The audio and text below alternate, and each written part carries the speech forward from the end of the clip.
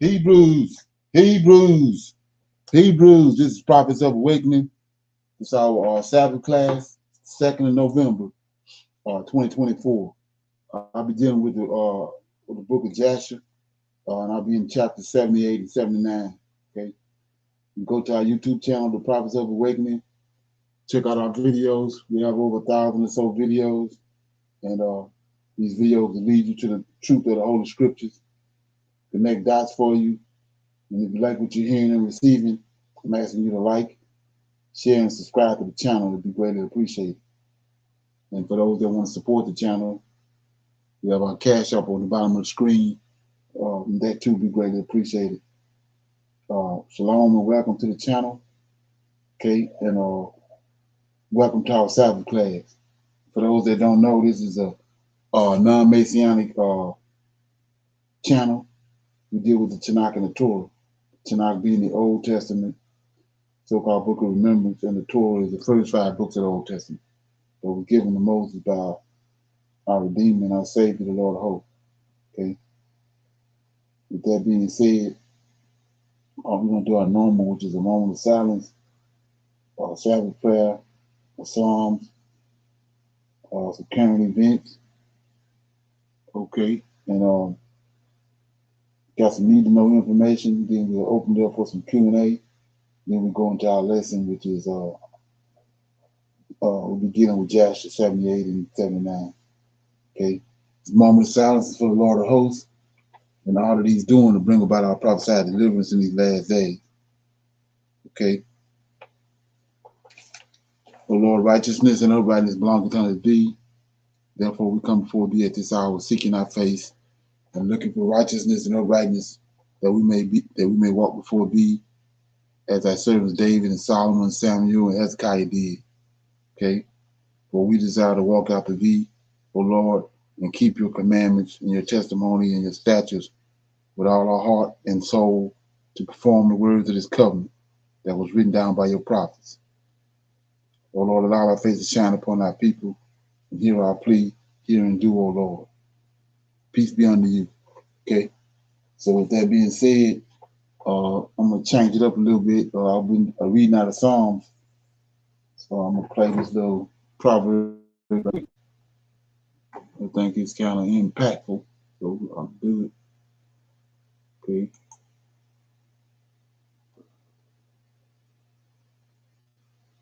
Proverbs chapter 2. My son, if you will receive my words and treasure my commandments within you, so that your ear is attentive to skillful and godly wisdom, and apply your heart to understanding, seeking it consciously and striving for it eagerly.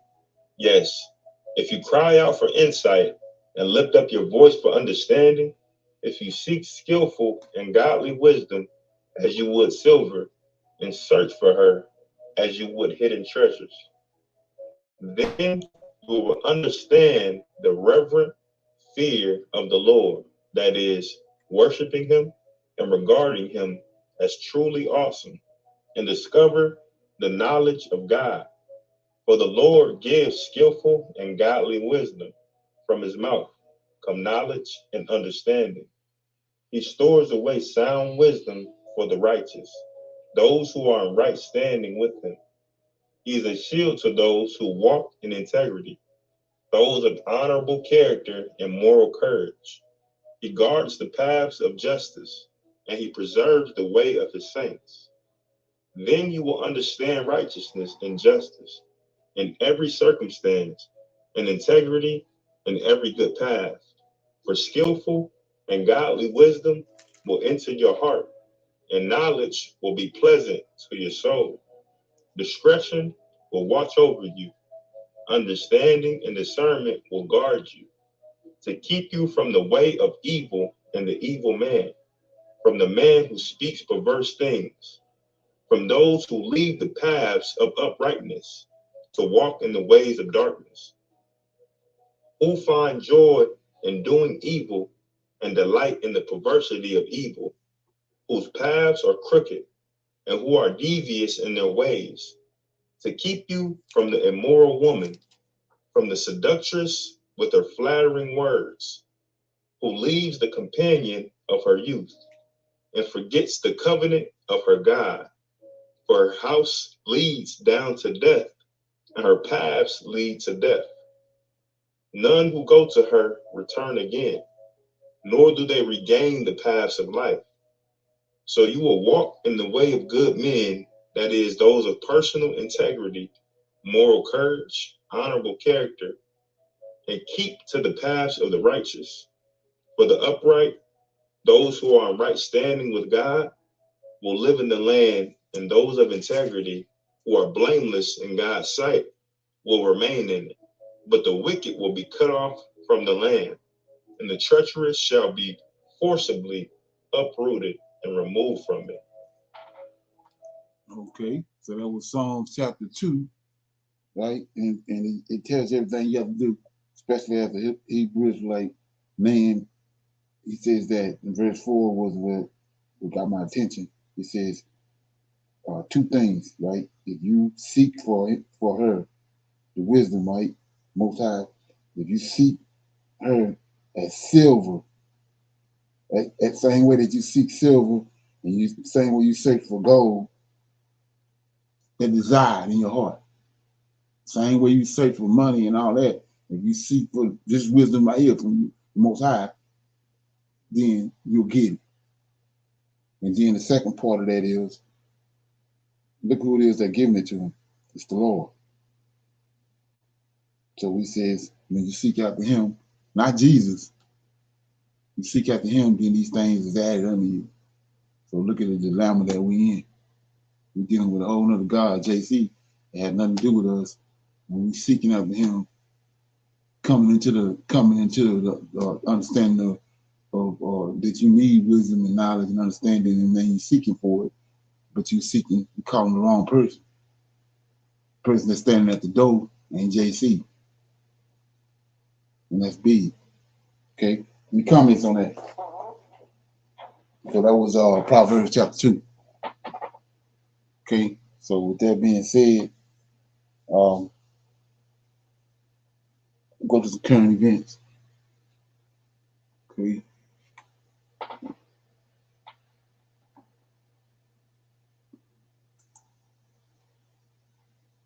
Okay.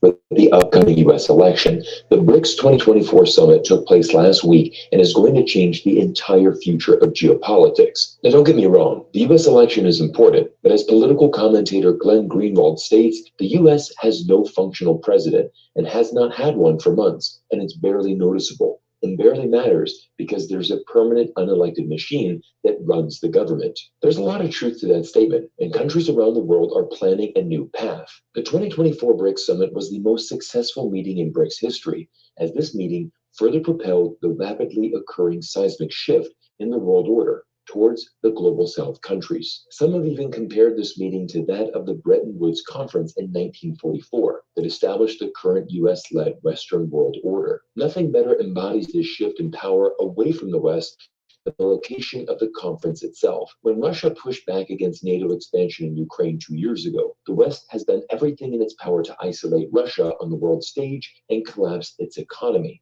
Despite complete condemnation from the US and EU, Russia has been able to host some of the most prominent and influential leaders in the world. They also have an economy that is set to grow faster than all the advanced economies threatening them. This is a major red flag for Western countries moving forward, as the use of economic sanctions is no longer effective. 15 years ago, there was no alternative for developing countries. Your only option was to work with Western institutions that heavily favored the US and its allies. But all of this has changed with the rise of China, the formation of BRICS, and the shift to the multipolar world we now live in. In today's video, we're going to break down the three major developments from the BRICS 2024 summit and show you exactly how it's going to change our world. The 2024 BRICS summit was important as it marked the first since the admission of Egypt, Iran, Ethiopia, and the United Arab Emirates. Alongside Brazil, Russia, India, China, and South Africa, these nations formed the voting bloc within the alliance. With the success of the original partnership, paired with growing U.S. instability, the floodgates have opened for countries seeking to join BRICS. 18 states have officially applied for membership. These applicants include key global players, from Venezuela's oil reserves and Malaysia's strategic positioning to NATO's Turkey membership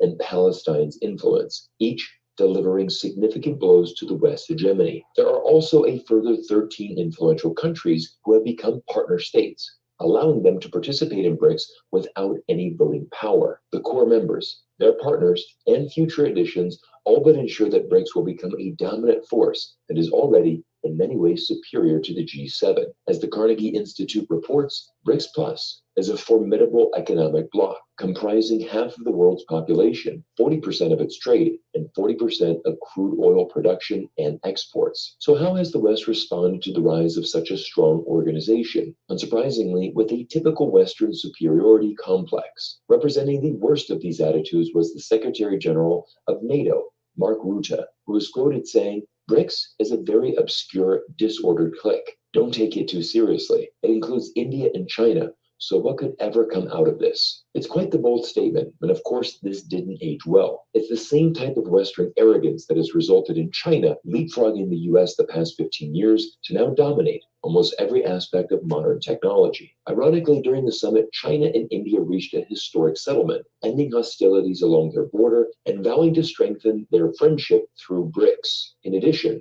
with the presence of Indonesia, Malaysia, Thailand, and Vietnam in this partner category, it implies that BRICS, already dominant in Asia due to China and India's membership, will become the leading power in this region. Of course, if you listen to Western media, you'll hear a message that BRICS is an organization that is anti-West. But this claim is too simplistic and untrue. Just take it from the words of the former Egyptian foreign minister. Why is when we do something, it's considered to be anti-West? We're not looking for anti-anybody group. We're trying to work together as much as we can and to ensure that we and others have multiple options. China's president echoed the same sentiment in his opening statement. BRICS is not an exercise of asking countries to take sides, nor an exercise of creating bloc confrontation. Rather, it is an endeavor to expand the architecture of peace and development. Could the key to endless power be hidden in forgotten technology? Okay.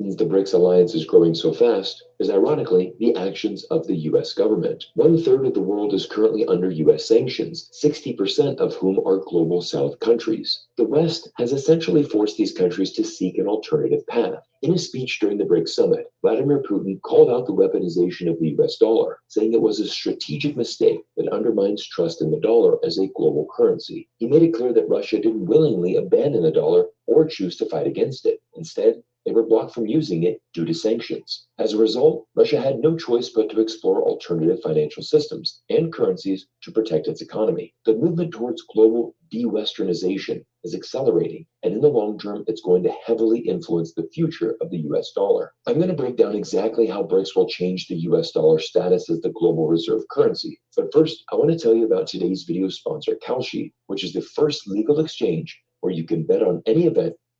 Stated, if we estimate that the currency share in central bank reserves roughly reflects these currencies' use in trade, the dollar share could decline from 58% of total identified reserves to around 35 to 40%. Wow, this is a major deal and an incredible prediction for the US dollar's future. If we look at historical data, we can clearly see the US dollar's decline as a global reserve currency. In 1999, approximately 71% of global currency reserves were held in US dollar. But fast forward to today, and that number is less than 58%. With the launch of BRICS Clear and a new pathway for more countries around the world to use their own local currencies in foreign trade, it's almost certain to see the US dollar share of the global reserve currency continue to decline in the future. But honestly, Okay. Any comments on that?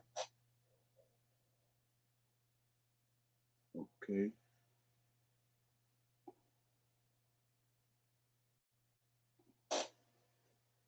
Nuclear war on our hands very soon. And according to U.S. officials, they are confirming that this could happen potentially in the next handful of days. Now, today, I want to break down what's being said, what is going on, and what we should prepare for moving forward. Now, I do want to answer one question first, though.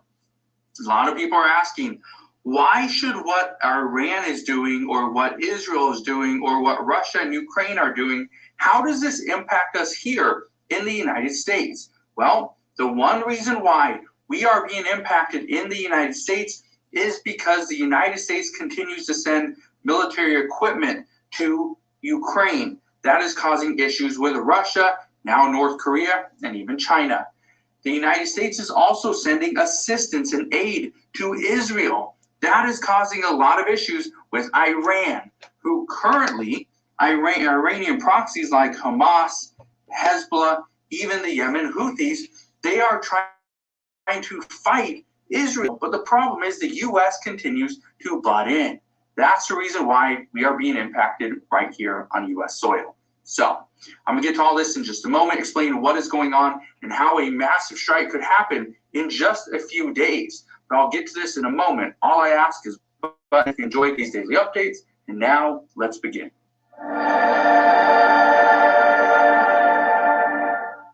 So it is no surprise that the United States continues to butt into certain conflicts around the world. However, and this is where things get interesting, the U.S. is now a likely target. I want to show you something, though. This article from yesterday says Iran preparing major retaliatory strike from Iraq within days, according to Israeli intel. Now, I want to read a little bit of this to you first, okay? And then we'll get into some more scary headlines. Look at this. It says, driving the news. The sources said Israeli intelligence suggests the attack is expected to be carried out from Iraq using a large number of drones and ballistic missiles. Iran could quickly put its preparations into action if Tehran decides to strike soon. But the U.S. doesn't know if that decision has been made. Okay. Again, drones and ballistic missiles. We were prepared for ballistic missiles before, when the United States and Israel shot down over 180 ballistic missiles. The problem, though, is these attacks look like they're tests to see how many drones or how many ballistic missiles have to be launched in before one gets through. Well, last time it was about 180 ballistic missiles. One got through the Iron Dome and the U.S. defenses. Now, I want to show you this. This says, U.S. announces new Mideast military deployments in warning to Iran. It says the United States announced Friday, which is today, the deployment of additional military assets to the Middle East, including ballistic missile defense destroyers and long-range B-52 bomber aircraft, serving as a warning to Iran as it and Israel trade tit-for-tat strikes. It says, should Iran, its partners, or its proxies use this moment to target American personnel or interests in the region, the United States will take every measure necessary to defend our people. Okay, now, I want to read you a couple other things. It says the additional resources build on previous U.S. defense deployments to the Middle East in support of Israel, including THAAD missile defense system deployed to the country late last month, operated by American troops on the ground. It says the new forces will begin to arrive in coming months. So again, it's not happening tomorrow. It's not happening on Sunday or Monday or on Election Day, which is November 5th. It's going to come in the next few months. So we'll see. But look at this one right here. Iran warns it will retaliate for Israel's attack. Okay. Now, what is it looking like? Okay, what kind of attack is going to occur? Well, or what type of retaliation are we going to see? Well, based off reports, it will be drones and ballistic missiles. But here's where things get interesting. Iran warns that it's going to retaliate because of what Israel did. But Israel retaliated to what Iran did. All right? So it was a retaliation to an attack. Now this is a retaliation to a retaliation of an attack. So what experts are revealing is this is going to continue until one of the sides either just completely goes away, which probably means that they are completely bombed, or there is some type of nuclear attack, or, and this is again not extremely likely, but they just decide to go back to normal, right? Just step away from it. The most likely outcome, though, is these two sides, Iran or Israel, one is going to have so much loss of life, that is the reason why they step away. But look at this. This is very interesting.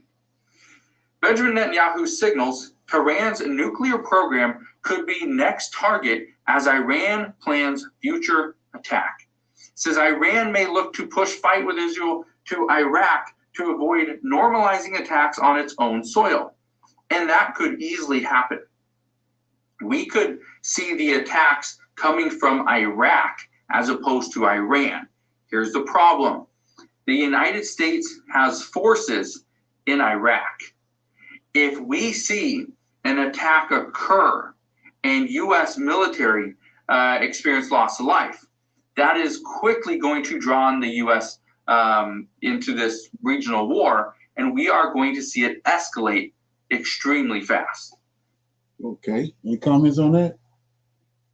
I think it's going to be before the election, me. Anybody have any questions on that, comments? Okay, it's all good. Got some need to know information right here. It's got to do with Dr. Aracana. She done stuck her head back out again. I thought that was kind of weird. Check it out. ECOWAS, when they were trying to mobilize the military to go and fight Burkina Faso, Mali, and Niger. Oh, we can't have a coup. I said, help me understand something.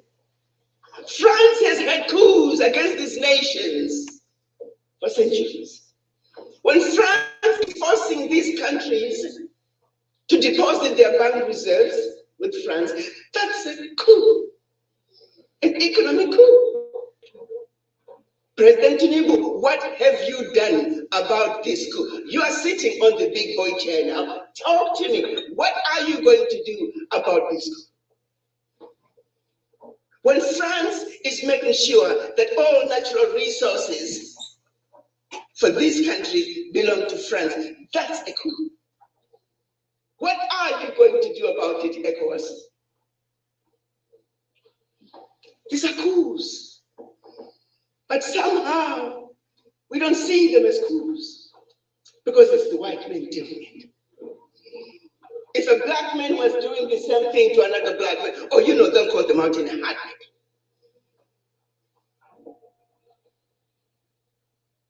We have a serious problem as Africans. We don't even realize how sick we are with this disease. We are not just sick at home. We are not just sick in the doctor's waiting room. We are not just sick in the general ward in the hospital. We are in the intensive care. It's deep. What's happening in Burkina Faso must be supported. What's happening in Mali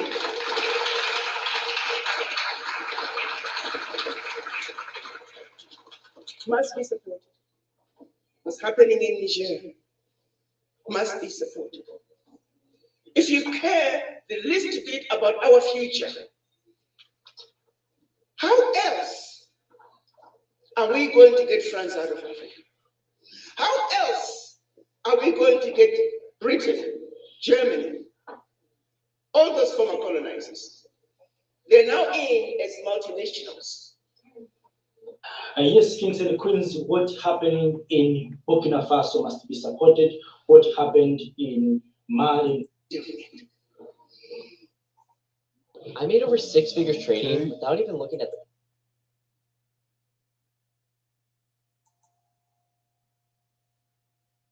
doing the same thing to another black man. Oh, you know, they'll call them out in a heartbeat. The other 33 members, having tasted power, they were the Monrovia group. They said, no, let's wait on this African unity thing. Let's go slow. They were the majority. So they, and because of Langa groupers, year in, year out, the African leaders would meet. The issue of an Africa that spoke with one voice was tabled, and year in and year out, that conversation was passed to next year. Fast forward 2024, we are still going slow at the African Union. The question is, our leadership is fully aware of the pillars of development. Our leaders are fully aware of the enemies to Africa's development. And yet somehow they're incapable of addressing them. We know when it comes to West Africa, the document that African countries were made to sign as they attained their quote-unquote independence, the document that's labeled the Pact for the Continuation of Colonization. On one hand, we are giving you your independence, but on the other hand, we want you to sign this document, agreeing to continue to be colonized. And if you choose not to sign this document, in my pocket, I have a gun that has your name. So it is that Guinea and Mali, they chose not to sign the document. History tells us that France moved into those countries, poured concrete into the sewage pipes, destroyed schools, hospitals, roads, anything that could be destroyed, they destroyed. Anything that they could pick up and take back with them to France, they took. According to President Mugabe, they even took the last pencil. This was done as a way of letting the other African countries know that should you refuse to sign this document, this was the fate that awaited you. Further down, we have more countries that tried to say, wait a minute, the Pact for the Continuation of Colonization is something that's not sustainable. You have to give up 85% at that time of your bank reserves, deposit them with France. Those funds, once gone, they're not coming back. All your minerals discovered and yet to be discovered belong to France, and French companies had the first right of refusal. Your language of instruction shall be French. Your military can only be equipped by France. Your military can only be trained by France. Now, give me a break here. Imagine you are the president of a West African country under French control, and your chief of staff comes to you on your first day in office and says, Mr. President, before you resume your duties, I have some information to share with you. You must give up control of your finances. You must give up control of your natural resources. You must give up control of your military. Now, if you stay away from those, you're free to run your country as you wish. What kind of a country are you running? What kind of a leader are you? And I'm going to bring that question to you. To this day, those African countries are still required to deposit their bank reserves with France. Now, the numbers have gone down some. They're down to 50, 55, 60. But by and large, with the exception of Burkina Faso, Niger, and Mali that said, France, pack your bags and go home.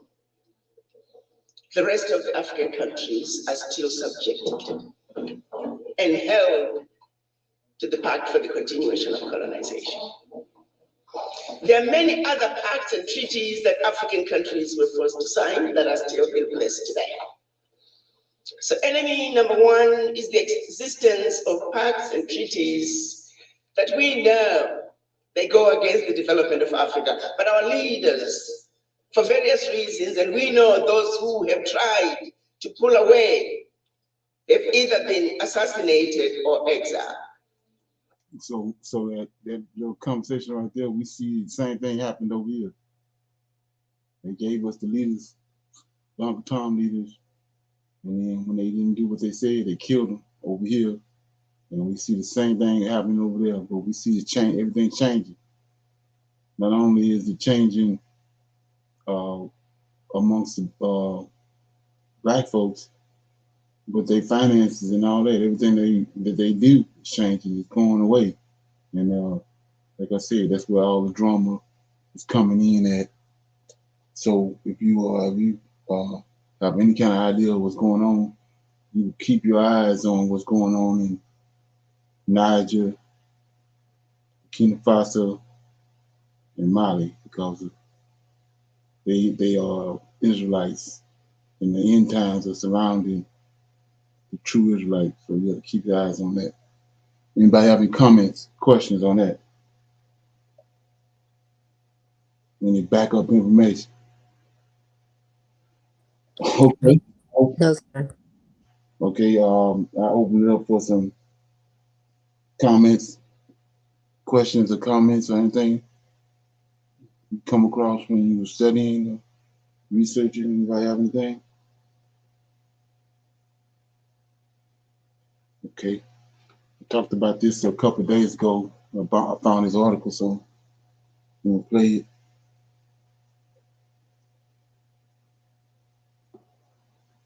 Some late night research, I stumbled upon something really interesting. It was a novel written in 1896 called The Last President. Now, I've read a lot of things, but this one caught me off guard. At first, it seemed like just another obscure piece of historical fiction, but the more I dug into it, the more fascinated I became. It was almost like a warning from the past about what could happen in our near future. In fact, it felt almost eerie. Get this. A political outsider rises to power, dividing the nation in ways we've never seen before. A financial collapse looms on the horizon, and the very fabric of America hangs in the balance. In the book, mobs march on Fifth Avenue, right where Trump Tower stands today. Coincidence? Maybe, but it makes you wonder. With the election just a few weeks away, I couldn't shake the feeling that this book, written more than a century ago, has some uncanny parallels to today. Whether Donald Trump wins the presidency again or not, the question remains, could he, in fact, be America's last president? So let's dive in. What did this book predict? So you say, why am I playing this, right? Go back to what these people did. I told you about the typology, how they use typology, which is wicked as hell. And they did that with the Old Testament. When they concocted the New Testament, they just went back and looked at the processes and the cycles that was going on in the Old Testament, and they plugged it in. That's how they created JC and all that. JC pattern off of the Lord of Hosts. So they just concocted him, done away with certain books in the Old Testament that was going to point you to what they done. So same thing right here. This book that was written way, what they said, 1800s. They went to this book, and what you see happening now, they patterning off what this guy wrote. And now it looked like it was some kind of prophecy or something. But all they did was they went and got this scenario from this book and they implemented it. That's all they doing. Ain't no different than what they did with the Old Testament and the New Testament. Same thing. Play a little more of it. You'll see what I'm talking about. About financial collapse, political unrest, and the rise of a populist leader. And more importantly, what could it mean for our future in America? So let's start with the first thing that jumped out at me, the night of the election and the last president. The book opens in New York City on November 3rd, 1896, and the scene is one of total shock. People were gathered at their dinner tables, confident about the election results, when suddenly they hear the news. An outsider has won the presidency. This news hits like a bolt of lightning. In minutes, the city erupts into chaos. Mobs begin forming, and the entire city is thrown into a panic. Sound familiar? Think back to the 2016 election, or January 6th, or even now with the tensions high with the election. In the book, the mobs start marching towards the wealthiest part of the city, Fifth Avenue in New York City. That's right, Fifth Avenue, right where Trump Tower is located today. The imagery is almost too coincidental. Mobs of angry citizens feeling betrayed by the elites, marching toward the symbolic center of wealth and power. It's a scene that feels eerily like the growing tensions we've seen in real life, where people are frustrated with the government, financial institutions, and the wealth disparity between the rich and the poor. In The Last President, this unrest spirals into a full-blown crisis. The police and military struggle to maintain order as the mob rages through the streets. They're demanding change and even calling for violence against the rich. Now, here's where it starts to get really interesting. The book doesn't just stop at political unrest. It's as if it predicts the exact kind of populism and division we're living through today. An outsider elected by the people, promising to take on the elites and fight for the common man. Try this 60-second trick that will instantly reduce.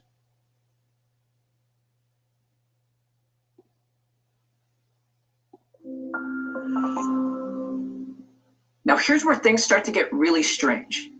Before The Last President was written, the author Ingersoll Lockwood, he published 2 other books about a young aristocrat named Baron Trump. Yeah, you heard that right, Baron Trump. What's even stranger are the uncanny similarities between this fictional character and the Trump family we know today. In the books, Baron Trump is an aristocratic boy living in a place called Castle Trump. If that's not enough to raise an eyebrow, his mentor, a man who guides him through his strange journeys, is named Don. So we've got a boy named Baron living in Castle Trump being mentored by a man named Don. The coincidences are almost too bizarre to ignore. And let's not forget the name Pence. In The Last President, one of the president's cabinet secretaries is named Lefroy Pence. Another eerie parallel, given that Mike Pence was Donald Trump's VP. In The Last President, the newly elected leader doesn't come from the political elite. He's an outsider, a man who claims to represent the common people. His platform is simple. Take power away from the corrupt elites and give it back to the people. Now that sounds kind of familiar. It's the same kind of campaign speak that Donald Trump used in 2016 to shock the world and win the presidency. Drain the swamp, take back our country, make America great again. All themes that resonate deeply with Americans who feel left behind by the system. In the novel, this populist message sparks a wave of support from the working class and those who feel oppressed by the wealthy elite. The president promises to dismantle the corrupt institutions that have kept the common man down. And as a result, he becomes a beacon of hope for millions of Americans who feel like they've been left behind. The book portrays a country deeply divided between the wealthy elite who fear losing their grip on power and the working class who are desperate for change. This division only grows deeper as a new president takes office and the situation starts to spiral out of control. The elites are terrified that the country's institutions could be torn apart, while the people on the ground see this as the real chance for real lasting change. Here's where it gets really interesting. The president of the book isn't just about policies. He's become a symbol, a figurehead for a movement that goes far beyond politics. It's not just about power. It's about giving a voice to the voiceless. And whether you agree with Donald Trump or not, there's no denying that his rise to power carried many of the same themes: upsetting the establishment, fighting for the working class, and promising to shake up the status quo. As we've explored the strange connections between these books and modern events, we can't help to ignore the more mysterious elements.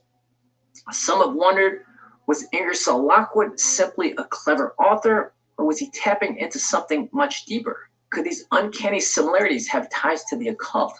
Throughout history, certain powerful individuals and secret societies have been thought to possess hidden knowledge, secrets about the true nature of power, politics, and even time itself.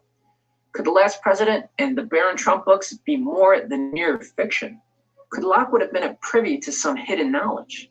Then there's the time travel angle.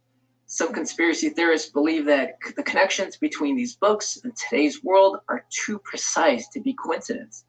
Could it be that Lockwood was somehow able to glimpse into the future?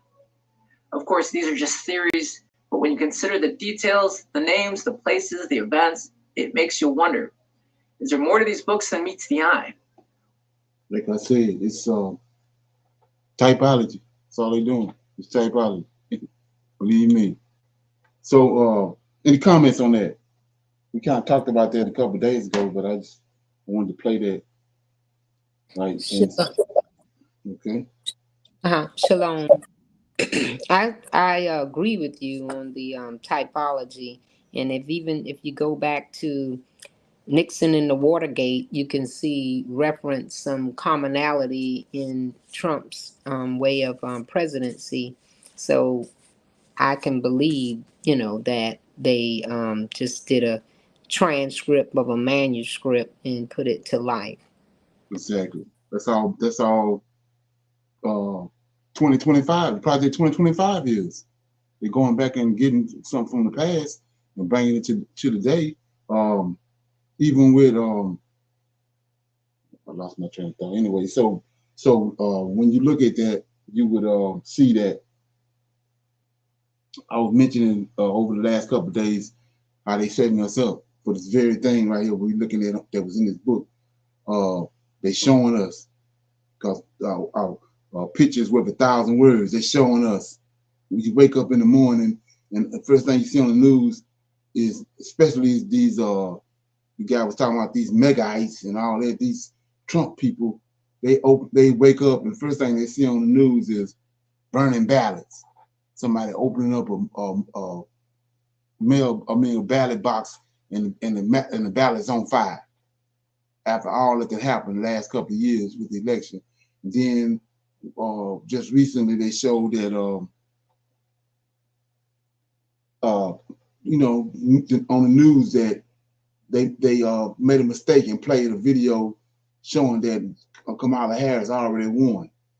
And then they went into details of the amount of votes she had, how much she won by, all that.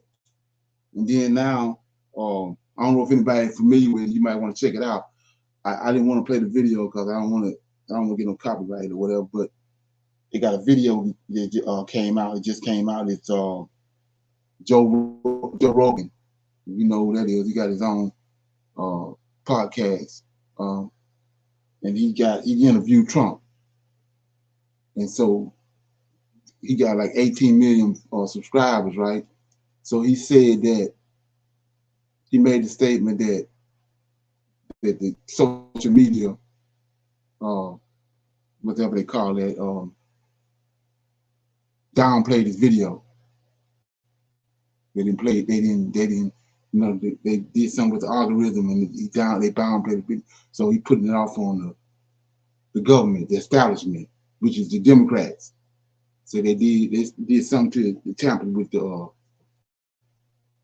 algorithm of the video. So that's all over the internet. So like I said, you want to check that video out. It's Trump, Joe Reagan, and Trump interview. You want to look at it. So they got, that's like just 4 things right there that they got that's crucial. And we only got 4 days left. So you can imagine what's going to happen when it's, who else you think going to win? Why would they be doing all this and then let Trump just win? No, Kamala Harris going to win. And they set everything up with all this drama they got right here, bringing in all this hell. And like I said, I wouldn't be surprised that America get tapped in between that process. So, any comments on that before we go into the lesson? Okay, so with that being said, like I said, I was going to read out of the book of Jasher. I was going to read chapter 78 and 79. Okay, we'll just read it and then we'll break it down. It's a section in here, I think, in chapter 79 that I wanted to show you how it dawned on me that what happened with Moses is a lot of where they got the plot for JC when they came up with JC. But we'll read it. I'll read it when I get there and we'll look at it. So I'm in chapter 78. Let me get it. Okay.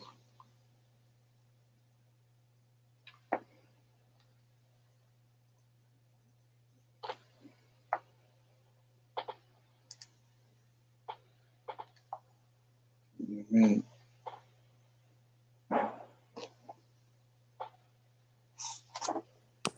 Okay. I'm in chapter 78. Verse 1 says, at that time died Baal Chanaan, son of Agag, king of Edom, and was buried in his house in the land of Edom. And after his death, the children of Esau sent to the land of Edom and took from there a man who was in Edom, whose name was Hadad, and they made him king over them in the place of Baal Chamber, the king. And Hadad reigned over the children of Edom 40 years, right? Then verse 4, and when he reigned, he resolved to fight against the children of Moab and to bring them under the power of the children of Esau as they were before, but he was not able, because the children of Moab heard this thing, and they rose up and hastened to elect the king over them from among their brethren.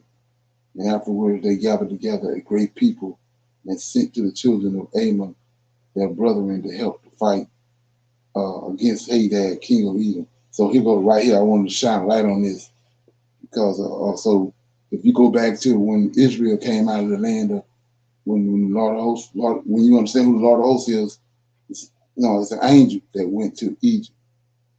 Yahweh sent this angel Michael to Egypt to deliver the Israelites, right, and bring them to His land, because He dwells when the world was divided up during the Tower of Babel.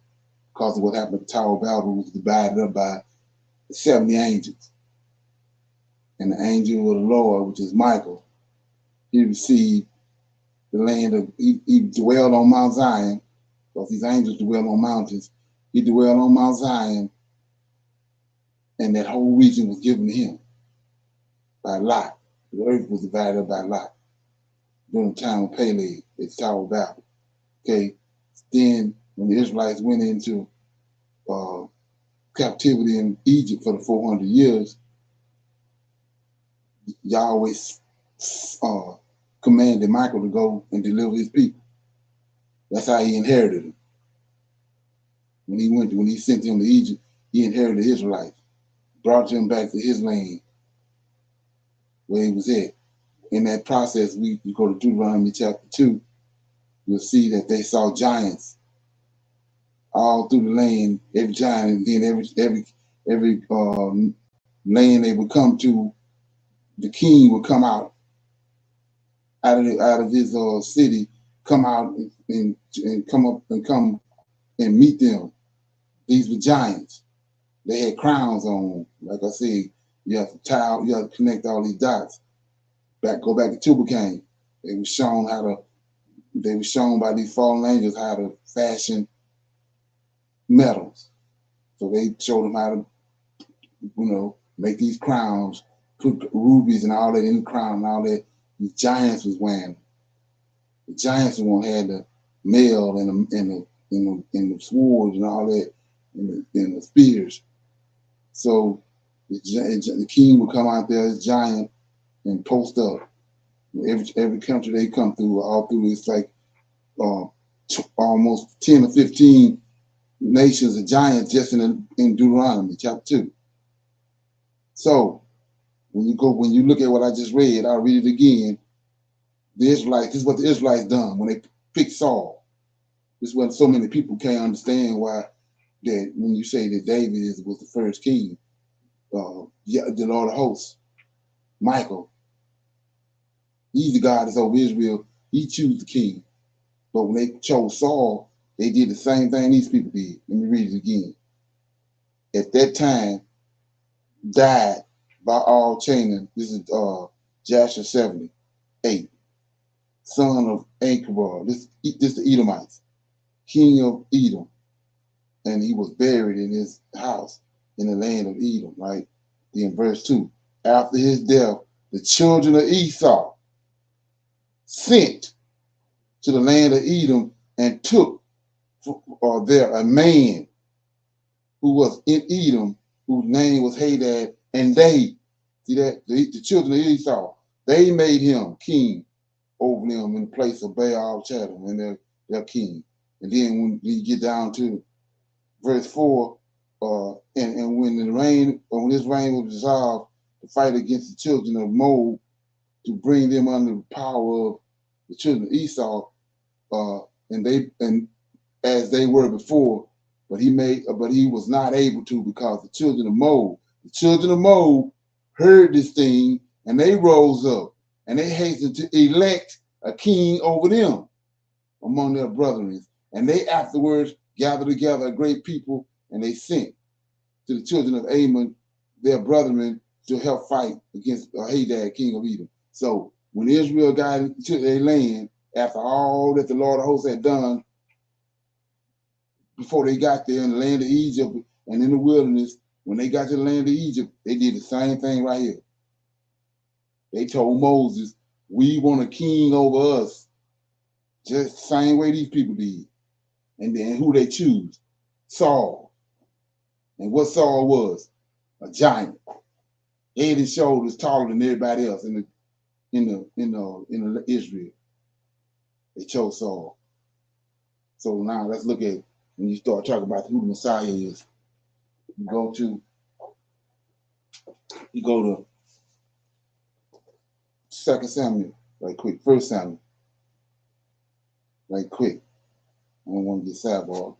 So we go to 1 Samuel, right, chapter 16. Right? So anointed, Messiah only means to be anointed. Special oil that the Israelites had that you had anointed king with. That's what anointed means. This ain't never happened to JC.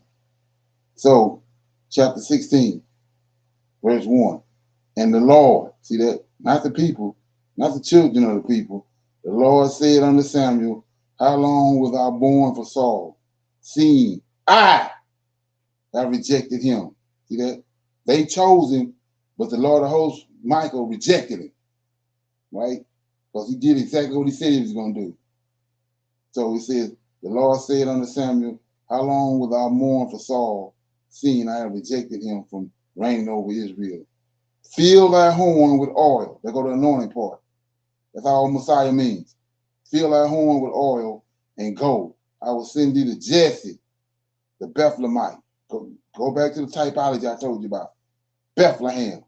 That's what Bethlehemite means. Somebody that dwell in Bethlehem. Now, this is why JC got to be from Bethlehem. Right here. Same thing we just looked at on the book, the last president. So he says, fill thy horn with oil and go. I send thee to Jesse, the Bethlehemite, for I have provided me, the Lord of hosts, not the children of not the Israelites, said, I have provided me a king among his sons. And Samuel said, how can I go if Saul, see that? Saul hear it, he will kill me. See that? Ain't that what the giants do? If Saul hear it, he's supposed to be the king of Israel. Saul hear it, he gonna kill me. He gonna kill the priest that the Lord dealing with, right? And the Lord said, take a heifer with thee and say, I am come to sacrifice for the Lord. So this is the difference. And like I said, just in this little conversation right here, you can see who the Messiah is. Ain't none of JC. It's the Messiah right here. And so you say, what are you talking about? It's only one king that he chose in Jerusalem is David. Every other king after David is out of David's loins. Right here. Y'all, the Lord host chose David, the Messiah. And every king after that came out of his loins. And then if you really want to get into this, he got a covenant with David that any king after him got to be out of his loins. There you go again, right there. Now, when they concocted JC, they got to put him in David lineage. But he ain't in David lineage. So, forever and a day, these people were trying to find a way to break that lineage. They wanted to break that covenant with Lord of hosts had with David. They wanted to break that lineage. They tried to do it in Isaiah. Let's go there right quick. Go to Isaiah. Isaiah chapter 7. They turned around and gave you this story in Isaiah, but it actually is wicked as hell.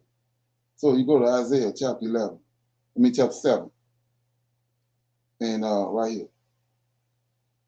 Isaiah chapter 7, it says, right? Chapter 7, Isaiah verse 1. It came to pass in the days of Ahaz, the son of Jocham, son of Uzi, king of Judah, that Rezin, king of Assyria, and Pecan, the son of Remaliah, king of Israel, went up toward Jerusalem to war against it, but could not prevail. So why couldn't they not prevail? Well, you go down to verse 6, and you'll see what they're trying to do. Verse 6 says, let us go up against Judah, right? That's where David from, in the house of David. Let us go up to Judah, vex it. See that? How they gonna vex it? Let us make a breach therein for us. See that? That's the nations, the heathens. Let us make a breach therein for us and set a king in the midst of it, even the son of Tibal. So they trying to take the son out of David lineage off the throne. That was their objective. And so we see in verse 1, he said they're going to come up there, but it's not going to work because it wasn't time for it to work. But when the Antiochus and Epiphanes came and the Romans came, that's when they did it. Let's go look at that when they done it. They was able to take son out of David lineage off the throne of David. Right here. Go to Matthew. Matthew chapter 1. It's the first thing they did when they concocted the New Testament. Go to Matthew chapter 1, verse 1. There you go. That's when they done it. The genealogy of Jesus Christ. He ain't out of David lineage. The book of the generations of Jesus Christ. Son of David. See that? And then not only that, the son of Abraham. That's what they accomplished it. They couldn't accomplish it in Isaiah chapter 7. But after Israel did all the things they done, the Lord allowed it. And that's when the first thing they did in Matthew was stuck JC and David lineage. A breach in Israel to this day. Okay, so let's go back over here. Is there something? So right here, we go back to where I was at, and I'm in Jasher chapter 78, and it says in verse 5, and they afterwards gathered together a great people, and verse 6, and Hadad heard the thing which the children of Moab had done, and was greatly afraid of them, and he refrained from fighting against them. In those days, Moses, the son of Aaron, Midian, took Zipporah, the daughter of Raul the Midianite, for a wife. And Zipporah walked, check it out, Zipporah walked in the ways of the daughters of Jacob.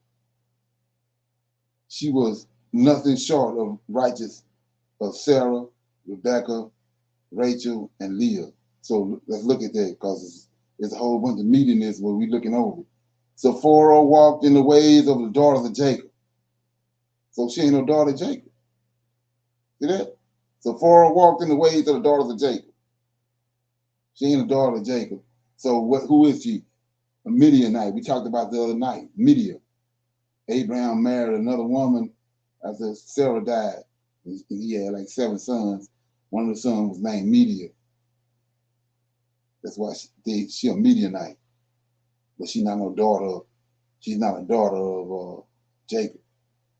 But it says she was nothing short of the righteousness of Sarah, Rebecca, Rachel, and Leah. So who is Sarah, Rebecca, Rachel, and Leah? Sarah is Abraham's wife, one of our forefathers. Rebecca is Isaac's wife, one of our forefathers. And Rachel and Leah is Jacob's wives. So it says she's nothing short of the righteousness of Sarah, Rebecca, and Rachel, and Leah, right? Get that right. 9. And Zipporah conceived and bore a son, and called his name Gershom. Check this out. And Zipporah conceived and bore a son, called his name Gershom. Well, he said, Abraham, let me see, Moses, he said, I was a stranger in a foreign land, right? But he circumcised not his foreskin. So he said he was a stranger in a foreign land, so he didn't circumcise him. See that? At the command of Raul. See that? Raul, he ain't no Israelite. He's a Midianite. His father-in-law, right? So he told him, you don't need to circumcise the boy. So he ain't circumcised his firstborn. Then 10, and she conceived again. We talked about this last night, why some of them wicked and some ain't. And she conceived again, bore a son. Now check it out. But circumcised his foreskin. See that? And called his name Eliezer. So go do your research on Eliezer. You're going to see why there's a difference in Gershom and Eliezer. See that? And he called his name Eliezer. For Moses said, because the God of my fathers was my help and delivered me from the sword of my enemy of Pharaoh. So because the Lord delivered him from the sword of the Pharaoh was his reasoning for circumcising Eliezer. 11, and the Pharaoh king of Egypt greatly increased the labor of the children of Israel in those days and continued to make his yoke heavier upon the children of Israel. And he ordered a proclamation to be made in Egypt. So check it out. He ordered a proclamation to be made in Egypt, saying, give no more straw to the people to make brick. So when I see brick, take me back to the Tower Bible. So give no more straw to the people to make bricks with. Let them go and gather themselves straw as they can find it. Also, the tale of bricks which they shall make, let them give it each day and diminish nothing from them, for they are idle in their work, right? And the children of Israel heard this, and they murmured and sighed, and they cried unto the Lord. See that? Here go my point. I just told you a while ago. And the children of Israel heard this. So we Israelites over here, we in captivity too. And the children of Israel heard this, and they mourned and sighed, and they cried to the Lord. Not JC. See that? They cried to the Lord on account of the bitterness of their soul. That's where we at. We in the church houses. Our souls are bitter too. We in the church houses, but we crying to a false God. See that? 15. And the Lord, see that? The Lord heard it. JC ain't heard it yet. We've been over 400 years, and he ain't heard us yet. So it says, and the Lord heard the cries of the children of Israel and saw the oppression with which the Egyptians oppressed them. And the Lord was jealous. See that? How long is it going to take JC to get jealous? And the Lord was jealous of his people and his inheritance. See that? I told you I inherited Israel when Yahweh sent them to Egypt. That's when he inherited Israel. And the Lord was jealous of his people and his inheritance. And he heard their voice.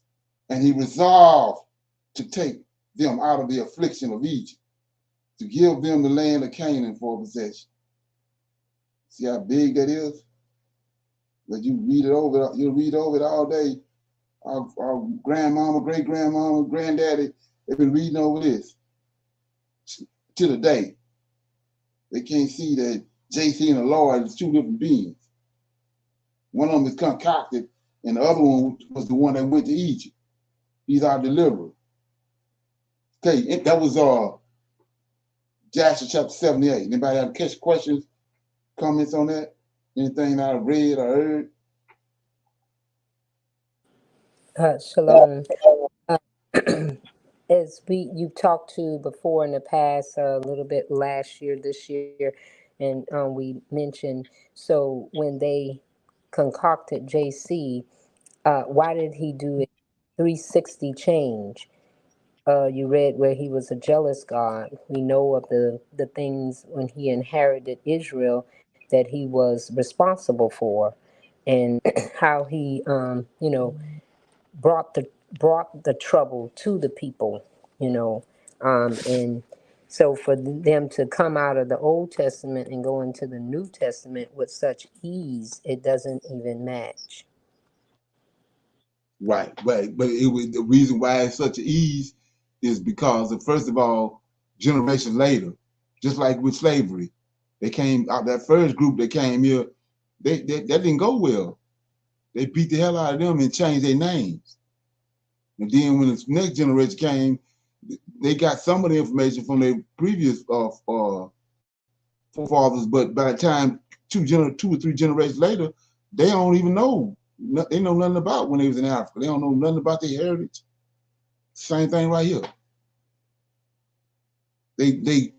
And that's why all the missing verses and missing books is all about. They took away the understanding of who our God was. To now, nobody don't even know who the hell he is, and they'll kill you behind JC. Like I said, I could have trained a duck to do that, or a baboon. That's what they done. That's why, like I was saying before, you can see the typology in it, how they just, when they concocted him, they just went back and duplicated what our God done. And he gave him our God characteristics. And now today we over here, like I said, in these churches and in these cults, thinking that JC is our God.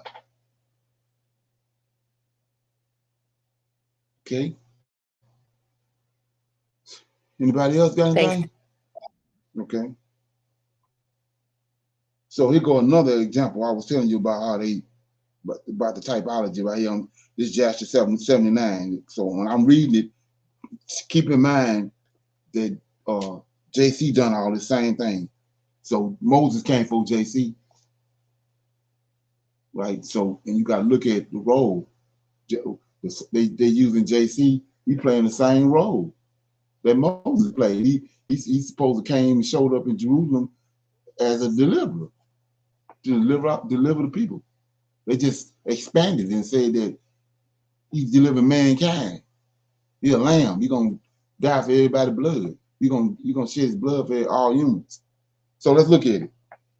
Jasher 79 says, in those days, Moses was feeding the flocks of Raul the Midianite, his father-in-law, beyond the wilderness of Sin, and the stick which he took from his father-in-law was in his hand.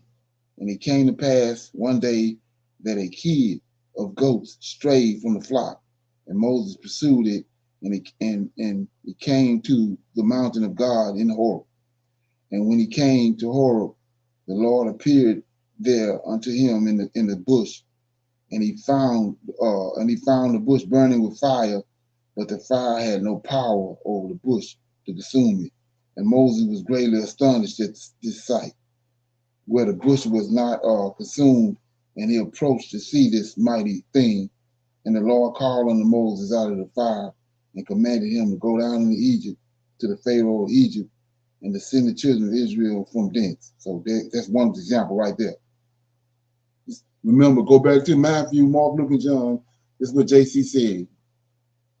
His father, they didn't twist it around. Now his father, but he did the same thing right here. And Moses let me see. Yeah, Moses was greatly astonished at this sight, wherefore the bush was not consumed, and he approached to see this mighty thing. And the Lord called unto Moses out of the fire, look at this, and commanded him to go down into Egypt to the Pharaoh, king of Egypt, to send the children of Israel from his service. So JC telling you the same thing. Father gave him a mandate. Father gave him a mandate. Same as right here. It's gonna get even more clearer in a minute. And the Lord said to Moses, "Go, return to Egypt, for all those men who sought thy life are dead." Remember what he told JC? JC supposedly fled to Egypt. And then he said that, and he hid in Egypt, and then he says, you can go back. An angel appeared to him and said to Joseph and told him, return back to Egypt, return back to Jerusalem, because now all the men that sought your life is dead. It's right there in the Gospels, right? Same thing right here. The Lord said unto Moses, go, return to Egypt, for all those men who sought thy life are dead. And thou shalt speak unto the Pharaoh and send forth the children of Israel from his land. And the Lord showed him, look at this, this is what JC did. He said the same thing, that he got signs. He came with signs and wonders. So it says, and the Lord showed him to do signs and wonders in Egypt before the eyes of the Pharaoh and the eyes of the subjects, in order that they might believe that the Lord had sent him. See that? So he did the same thing. So let's go to John the Baptist. They locked John the Baptist up. First he baptized JC. Then they locked him up. Then he sent they sent like I think 3 disciples to John, and John said, "Is he the one? Is this the man everybody been talking about?" Then they turned around and said, same thing right here. Let me get it. They said, and the Lord showed him to do signs and wonders in Egypt before the eyes of the Lord. And so the apostles told, Jesus sent the apostles back and told them, first John asked them, is he the one? They went back and told him, this is what John said. And he said, go tell John, am I not doing signs and wonders? Do you not see the signs and wonders I'm doing? Same thing right here. That's where it's coming from. Right? 7 says, and Moses hearkened to all that the Lord had commanded him, and he returned to his father-in-law and told him the things. And Pharaoh said unto him, go in peace. And Moses rose up to go to Egypt, and he took his wife and his sons with him, and he was at the end in the road, and the angel of God came down and sought an occasion against him. So remember what we just read. Gershom, he didn't circumcise Gershom, listening to Jethro, but he circumcised Eleazar, right? So this angel came down and sought an occasion against him, and he wished to kill him on account of his firstborn son, that's Gershom, because he had not circumcised him and had transgressed the covenant which the Lord had made with Abraham. See that? So, like I said before, that was an abrupt change from the way that our Redeemer in the Old Testament to the Redeemer in the New Testament. It's an abrupt change right here. Those things don't happen. Verse 8, Moses rose up to go to Egypt and took his wife, son with him, and he was in an inn in the road, and the angel of God came and sought an occasion against him. Why? Because it's a law. They go all the way back to Adam about them being circumcised. Ain't no abrupt changes. 9, and he wished to kill him on account of his firstborn son because he had not circumcised him. That don't change. That's eternal law. And he had transgressed the covenant. See that? Which the Lord had with Abraham. See that? And Moses had hearkened to the words of his father-in-law. See that? Listen to his father-in-law, which he had spoken to him not to circumcise his firstborn son. Therefore, he circumcised him not. So it's the same thing, like I said before, with today with the pastors. You show them what's in the scriptures, and then they chose to change your mind. When you know what Lord Host showed you, and you expecting to change your mind. You know what I mean? And you got to keep that in your head. You got to remember how you got it.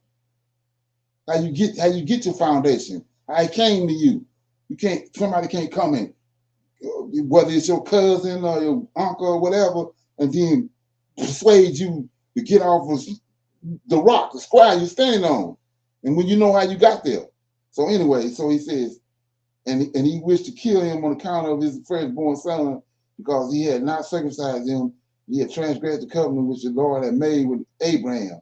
For Moses had hearkened to the words of his father-in-law, which he had spoken to him, not to circumcise his firstborn son. Therefore he circumcised him not.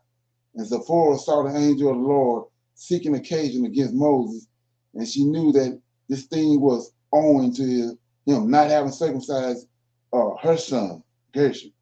And Zipporah hastened and took a sharp rock or stone that was there, and she circumcised her son and delivered her husband and her son from the hands of the angel of the Lord.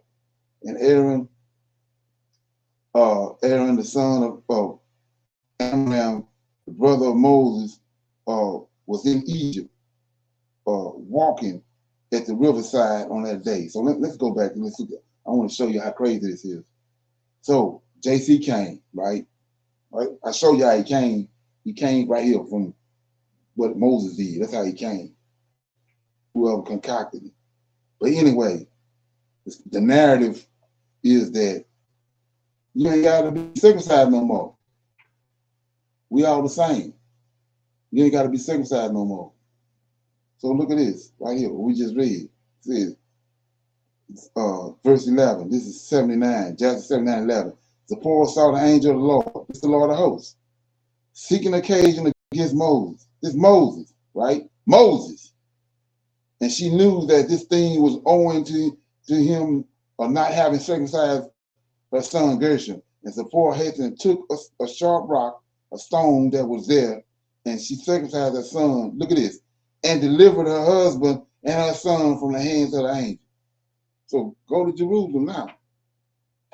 And you got all these misfits running around the group. They say they're blind. They bringing blind men and lowering men down out of the top of the building, down in front of JC for him to heal them. But he said there's no longer no such thing as a circumcision. He done away with that. So let that ferment. So the angel came to Moses and Moses' son to kill them because of the circumcision.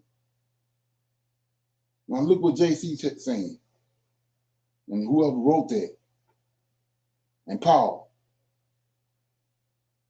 and then these misfits, humpbacks, and all that. But they good.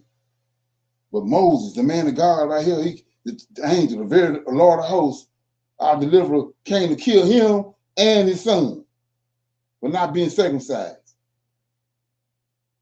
for not adhering to that law. But JC came and he done away with that law.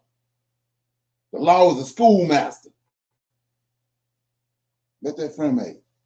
13. And Aaron, the son of Aram, the brother of Moses, was in Egypt, walking at the riverside on that day. And the Lord appeared unto him in that place and said unto him, Go now and pour Moses into the wilderness. And he went and met him in the mountain of God, and he kissed him. And Aaron lifted up his eyes and saw Zipporah, the wife of Moses, and her children. And he said unto Moses, Who are these unto thee? And Moses said unto him, They are my wife and sons, which God gave me in Midian. And the thing grieved Aaron on account of the woman and her children. Right? So I'm telling you right here again, it's showing you again, Zipporah ain't no Israelite. Right there. It grieved Aaron on account of the woman, which is Zipporah, and her children, because she ain't no Israelite, like I just showed you. 17, and Aaron said to Moses, Send away the woman and her children, that they may go to her father's house, And Moses hearkened to the words of Aaron and did so. And Zipporah returned, okay, and Zipporah returned with her children, and they went to the house of Rahu and remained there until the time arrived when the Lord had visited his people and brought them forth from Egypt, from the hand of Pharaoh. And Moses and Aaron came to Egypt, to the community of the children of Israel, and they spake to them all the words of the Lord. And the people rejoiced, and exceedingly great rejoicing. And Moses and Aaron rose up early on the next day, and they went to the house of Pharaoh, and they took in their hands the stick of God. And when they came to the king's gate, 2 young lions were confined there with iron instruments, and no person went out or came in from before them, unless those whom the king ordered to come, when the conjurers came and withdrew the lions by their incantations, and thus brought them to the king. Okay? Whoa. All right. And Moses hearkened and lifted up the stick unto the lions, and he loosed them. And Moses and Aaron came in unto the king's house. And the lions also came with them in joy. And they followed them and rejoiced as a dog rejoices over his master when he comes from the field. And when the Pharaoh saw this thing, he was astonished at it, and he was greatly terrified at the report. For their appearance was like the appearance of the children of God, like angels.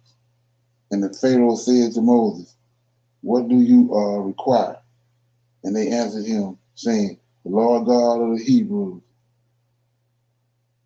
has sent us to thee to say, send forth my people, that they may serve me.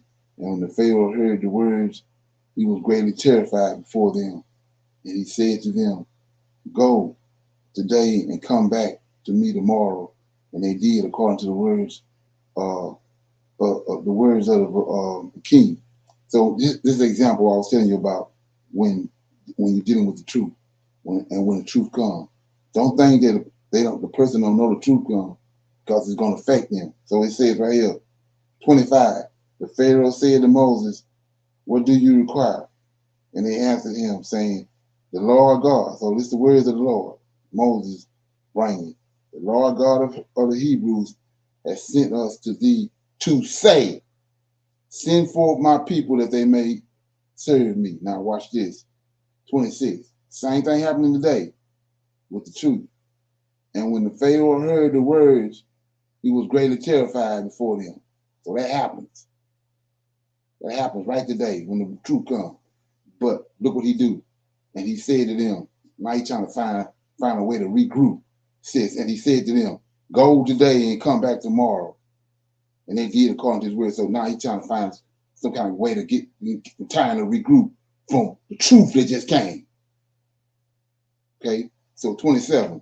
And when they had gone, the Pharaoh sent for Balaam. See that? And when they had gone, the Pharaoh sent for Balaam, the musician, and Janus and Jambres, his sons, and to all the musicians and conjurers and counselors which belonged to the king. And they all came and sat before the king. And the king told them all the words. See that? The words what the Lord had said, which is spirit and truth, right? And it's terrifying. So the king told them all the words which Moses and his brother Aaron had spoken unto him. And the musician said to the king, check it out. But how came the man to thee on account of the lions which were confined at the gate? And the king said, because they lifted up their rod against the lions and loosed them and came to me. And the lions also rejoiced at them as a dog rejoices to meet his master. So right there, that's profound. But watch what they say. And Balaam, this is what Negroes say today. And Balaam, the son of Peor, the musician, answered the king, saying, these are none else than musicians like ourselves. Same thing these Negroes say. It can't be the truth. Where the hell he get it from? Come on. Same thing. 31. Now therefore send for them and let them come, and we will try them. And the king did so. And in the morning the Pharaoh sent for Moses and Aaron to come before the king, and they took the rod of God and came to the king and spoke to him, saying, Thus saith the Lord God of the Hebrews, send my people that they may serve me. And the king said to them, but who will believe you that you are the messenger of God, and that you come to me by his orders? So up here in 26, he terrified. Verse 26, when they first came to him and told him what the Lord said, he said the first impression when the word of the Lord came. 26, when the Pharaoh heard these words, he was terrified. See that? Before them. Now, after he talked to these nut buckets, to these musicians, look what he say. 33, thus said the Lord God of the Hebrews, send my people that they may serve me. And the king said, now watch this. And the king said, but who? Now look at it. He didn't regroup. He says, and the king said to them, but who will believe you? See, now he ain't terrifying no more. He can talk to these nut buckets. They diluted it. So it says, and the king said to them, but who will believe you that you are the messenger of God, that you come to me by his orders? And now therefore give a wonder or a sign in this matter, and then the words which you speak will be believed. And Aaron hastened and threw the rod out of his hand. Check it out. Aaron threw the rod out of his hand before the Pharaoh and before his servants, and the rod turned into a serpent. Now that's devastating. The reason why I know it's devastating, the Lord gave him that sign back there. If you go back and read, he gave him two signs. He gave him the sign about the rod and how to put his hand up in his coat and take it out, because he knew that these nut buckets was gonna do. So Aaron hastened and threw the rod out of his hand before the Pharaoh and before his servants, and the rod turned into a serpent. Like I said, that's breathtaking. Right? Then 37, the sorcerers, see that? The sorcerers saw this, and they cast each man his rod upon the ground, and they became serpents. And the serpents of Aaron's rod lifted up his head and opened his mouth to swallow the rod of the musician. That's devastating. 39, and Balaam the musician answered and said, this thing has been from the days of old. See that? They can't see the truth, right? Because they musicians. Magicians. Can't say that word. This thing that has been from the days of old, that a serpent should swallow its fellow, and that living things devour each other. Now therefore restore it to a rod as it was at first. So all that wasn't enough. That wasn't enough. So now they want him to restore it. And we will also restore our rods as they were at first. And if thy rod swallow our rod, then shall we know that the Spirit of God is in thee. And if not, thou art only an artificial like unto ourselves. And Aaron hastened and stretched forth his hand and caught the hold of the serpent's tail, and it became a rod in his hand. And the sorcerers did the like with their rods, and they got hold each man of his tail of his serpent, and they became rods as first. And when they were restored to rods, the rod of Aaron swallowed up their rods. And when the king saw this thing, he ordered the books of the records that related to the kings of Egypt to be brought.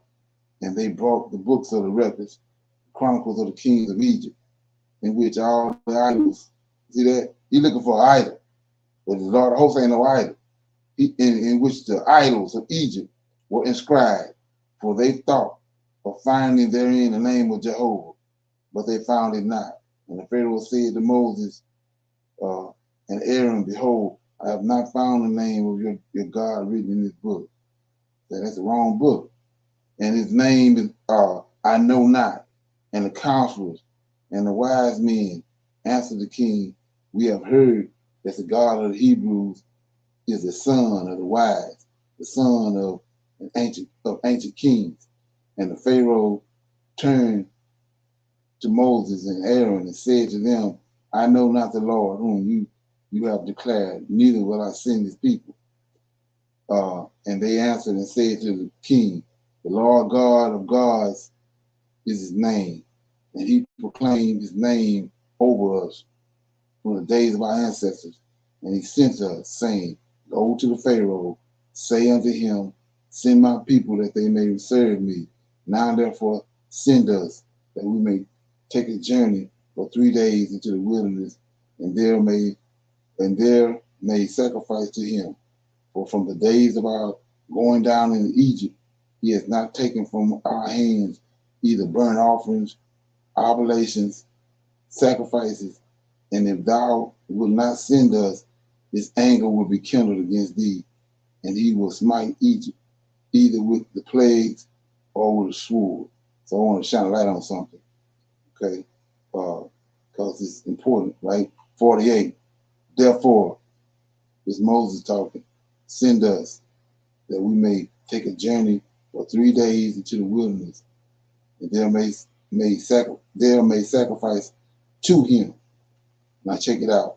I told you about he's standing right there with them. He's not way off somewhere.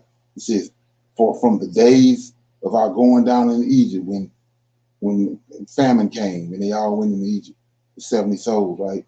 Say from the days of, let me get it. And from the days of our going down into Egypt, he has not taken from our hands. See that?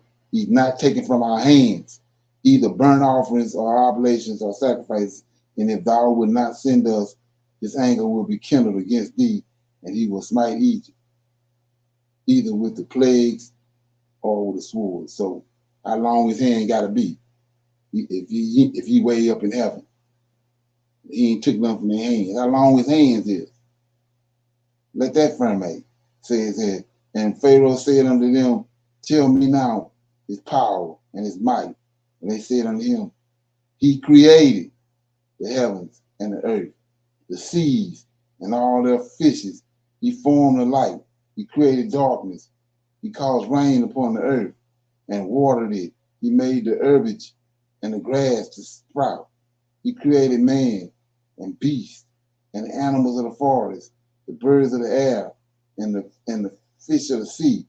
And by his mouth, see that? By his mouth, they live and die. By his mouth, they live and die. Surely he created thee in thy mother's womb and put into thee the breath of life, and reared thee and placed thee upon the royal throne of Egypt. And he will take thy breath and soul from thee and return thee to the ground which thou wast taken. And the anger of the king was kindled at their words. And he said to them, but who amongst all the gods of nations, that's the angels, else can do this? My river is my own, and I have made it for myself. And he drove them from him, right, and ordered the labor upon Israel to be more severe than it was yesterday and before.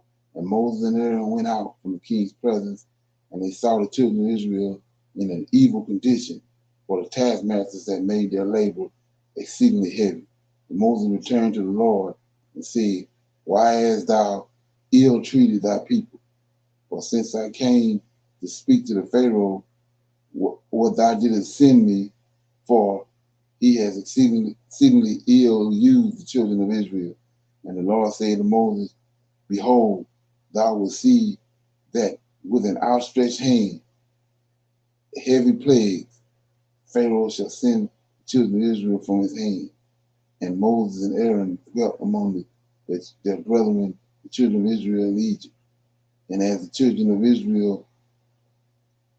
for the children of Israel, the Egyptians embittered their lives with the heavy work which they imposed upon them. So that was Jasher chapter 79. Any questions or comments on what I read? Comments, questions? Shalom. Okay. Yeah.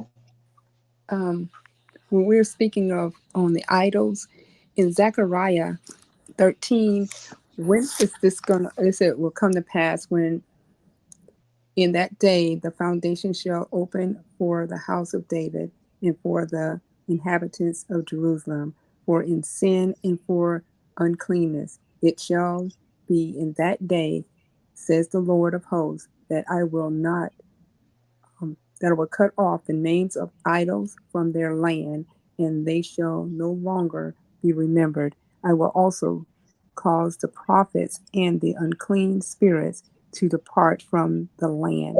It shall come to pass that if anyone still prophesies, then his father and mother who begotten him will say to him, you shall not live, because you have spoken lies in the name of the Lord, and his father and his mother who begotten him shall thrust him through then when he prophesies. So, reason why I read that it was about idolatry because JC is an idol because he Right. in flesh um, being crucified, and now they worship him with remembrance of his face and put him on a cross and wear the cross around the neck and all. And when he was crucified, the blood supposed to have been of non-circumcision because in Luke, they put it in Luke 22, verse 11, that will be the cause. You don't have to circumcise no more because the covenant is now the blood of with JC shed. Um, so when it was saying come to pass about cutting off the idols, is that coming? That's the prophecy coming.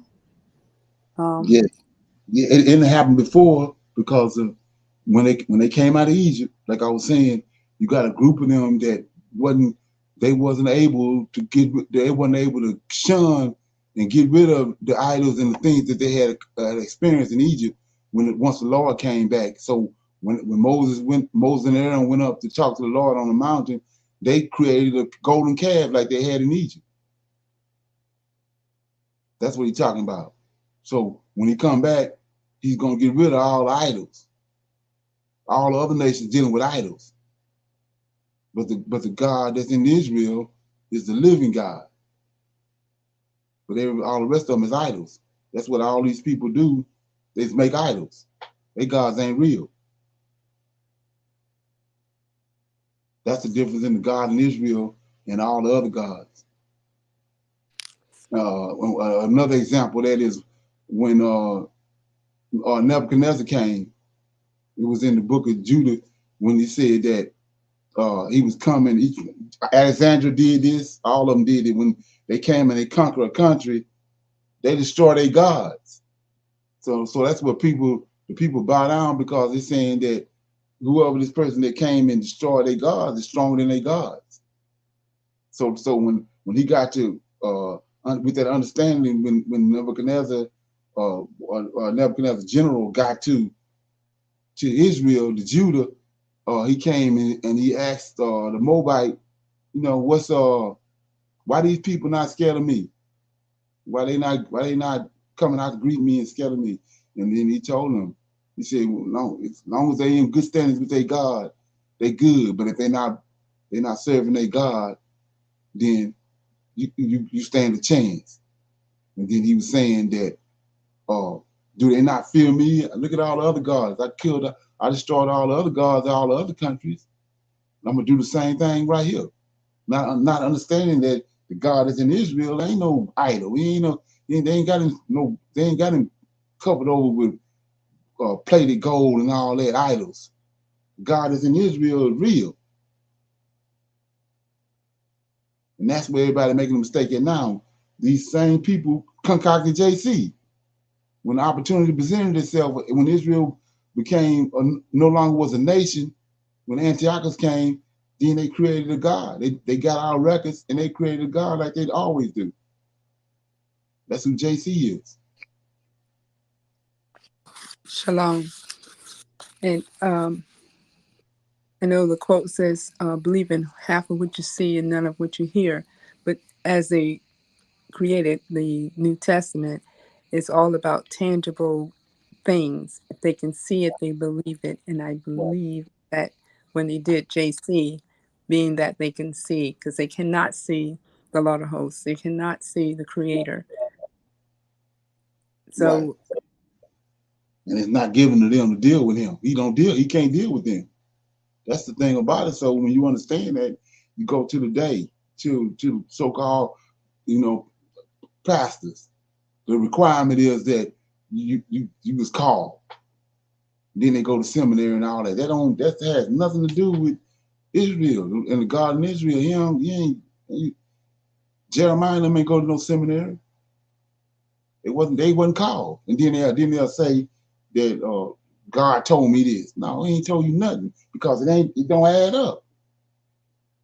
But we've been falling for that since we've been here. Because some nutbugger walk up and say, God told him this. When if you understand the process, you'll know God ain't told him nothing.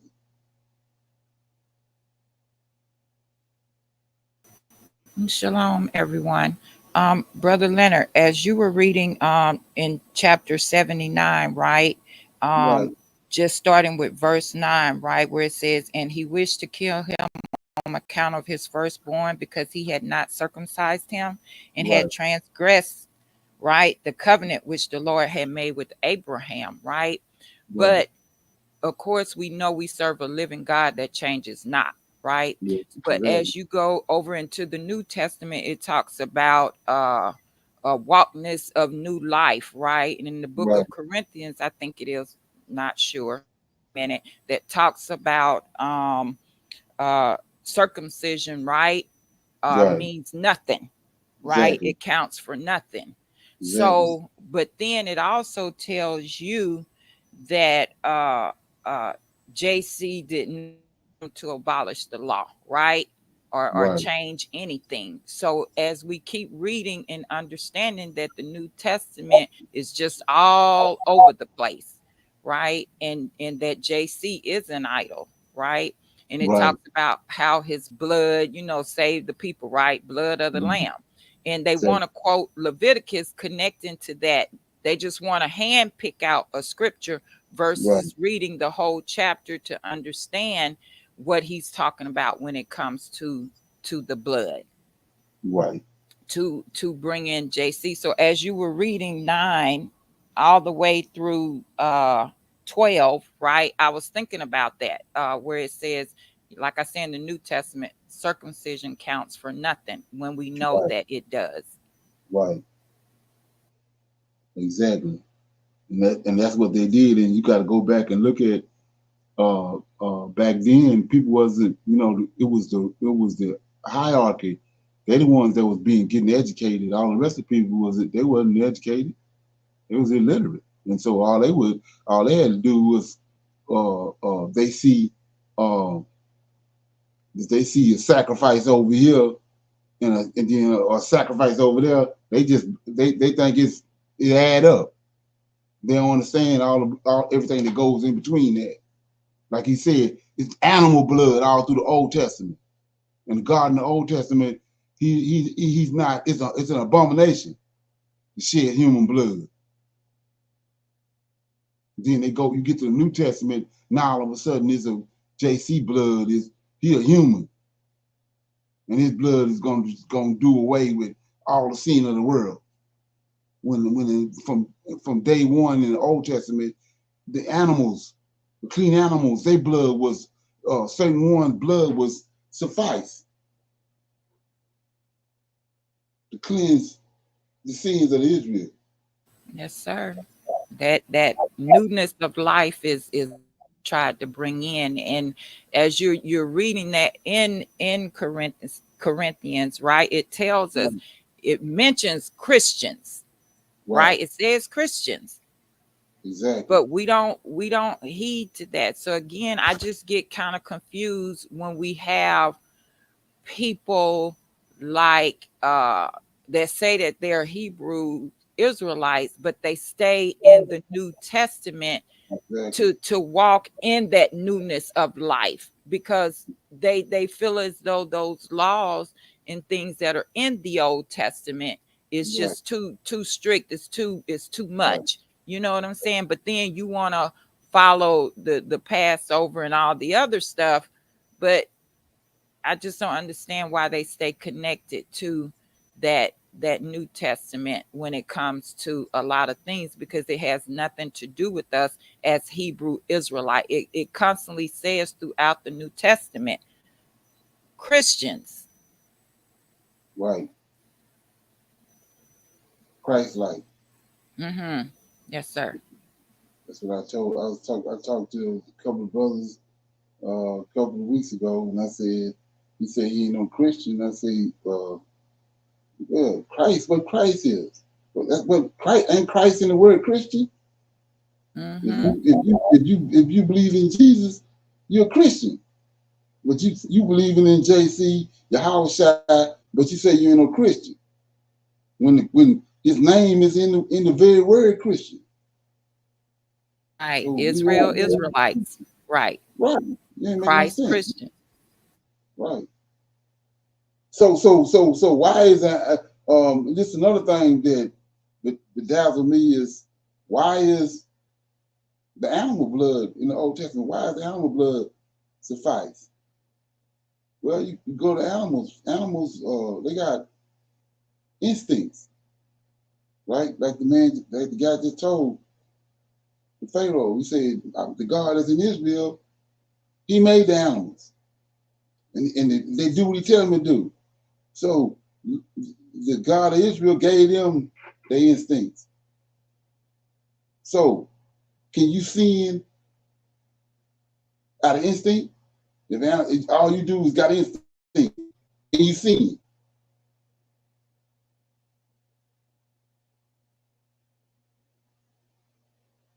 Anybody got an answer? You're animal, you got instincts. No matter what 2,500 years from now, a squirrel, because he got instincts, he's still doing the same thing. He ain't doing nothing, he ain't going outside of that because he got instincts. But we got a free will. So those animals, from the day he created them to now, they doing what he told them to do. That's why their blood suffice. They ain't sinning. They're doing exactly what he told, what they doing. Whatever a giraffe do, when the instincts that he gave them, that's what they doing to this day. If they didn't deviate off of it, it's because of what man did. Like change not. Okay. Yes. Like I'm around here where I'm at. I mean, it's quite a lot of other places too, but they doing away with all the forest areas where these animals dwell at. So yes, now they are. Outside of if man wouldn't have came and tampered with what they doing, they'd be doing the same thing. Now they are walking out in the middle of the streets, they're all in your backyard now because you took away their habitation. But other than that, they doing what the Lord originally, when Adam named them and the Lord gave them that instinct, they doing the same thing all the way to today. But you can't say that for man. That's why the clean animals is suffice. I think about Brother Leonard, the land that is getting cleared out, right? Yeah, we see so many deers back there, right? And it's like when we walk up, usually deers run. They don't run. They just stand there and look at you like, what you doing back here? Right. Right, yeah. Because they in an environment that they were normally in. Normally you never see them because they stay within their confines, but didn't force them out. So now they in a place where they ain't normally been, and realizing that it ain't no way I can duck off it. So I'm gonna stand right here, but I'm gonna duck off for it. Yeah, so that's how they go. Like I said, you don't see no, you never see it. You don't see no lion trying to sleep with no bear, or no giraffe trying to sleep with a gazelle, because they got instincts, and that's what the Creator gave them, and they doing the same thing from one generation to the next. But we ain't. Shalom. We got free will. Go ahead. Yes, sir. It's like when you were speaking about the animals, they can only change when humans train them to do otherwise. Again, humans, well, when we were our ancestors were believing in being with one with the Most High. Yes, we were cursed to be among the Gentiles. And if you're trained in such a way, like you were saying about the 18 years missing of our lives going to school, you change the thing that the Lord of Hosts has placed in us to be with Him. And it's been trained to change us. And now that we're trained to believe in one thing, we're getting away from that, coming to the truth to learn and accept and take away the things that we have been trained to do, yet still recognize. Because when you say, I'm not going to deal with the what had happened and just forget about it, when it comes again in there in your face, you're gonna have to. It's something like it comes back to memory, so you're back at it. But if you can train yourself not to go and do it anymore, not just to try to get rid of it, but you got to learn from it. And that's the once the forest is taken away from them, and now they're in the backyards and everything, so they adapt to your trash, they adapt to whatever you got going on so they can survive. And Exactly. yes, sir. The same thing with the earth. The earth is doing what the Creator got set it to do. If it changes, it's something we done to it. But it's doing what it says it do. So it says, it takes us right back to what I played earlier, Proverbs chapter 2. It says, even in our state that we in now, with everything happening, it says, my son, if thou will receive my words and hide my commandments with thee, so that thou incline thine ear unto wisdom and apply thine heart to understanding. Yea, if thou criest after knowledge and liftest up thy voice for understanding, so lift up thy voice, what the Lord of hosts did in Deuteronomy 32. Throw his hands up to the Creator, right? So 4, if thou seekest wisdom as silver, so you know why, especially with the price of silver now, you all about that. So he says if you seek his knowledge and his wisdom the same way, you're gonna receive it. But Negroes ain't trying to get knowledge like that. They don't look at knowledge in the same way, like gold and silver. So that's major. Okay. Shalom. It's like what if your head fed and not research it for yourself, even though it's been said, and you go back and confirm it. And I believe that's what we have to do. We'll have to confirm what has been said, fact check what has been said. Because the Lord of Hosts will give you that within your spirit if you're hungry enough. He will quench your thirst with the knowledge that you need to have, or awaken you to the things that He's already placed down in us as Hebrew Israelites. Right. Okay. So anybody else got anything before we go? We had 2 hours. Everybody good? Okay. Yes, sir. Good. I'm gonna say shalom, shalom, and another shalom. I'll see y'all this evening so we can close out the Shabbat. Shalom. Shalom, everyone. Shalom. Shalom.